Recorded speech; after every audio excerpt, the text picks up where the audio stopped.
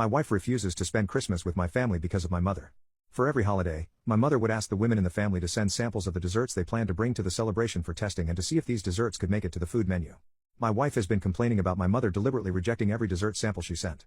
Last year, my mother called my wife's dessert disgusting and not worth feeding the dogs with.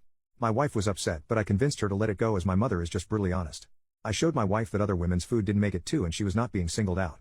Yet my wife still thought that my mother was deliberately excluding her since 2 of her dessert samples in total were rejected before. For this year's Christmas my mother is doing the same thing, but this time, she told every woman who is participating to make a cookie sample and send it to her for testing. My wife took it as a challenge, and to be honest, she worked really hard to make a good sample and sent it to my mother days ago, and the results just came in yesterday. I came home from work and found my wife upset. I asked what's wrong and she told me that my mother rejected the sample she sent and decided to exclude her baking from the food list/menu for Christmas this year. My mother even sent my wife a text message telling her how awful of a cook she is and said her cookie was the worst one she tested by far. My wife showed me this message. I tasted the cookie myself to see where my mother was coming from, but I thoroughly enjoyed it. I tried explaining to my wife that my mother may just have a different palate. My wife would not listen to me and then told me she was backing out of the invitation to attend Christmas with my family. I was stunned when I heard her make this unreasonable statement.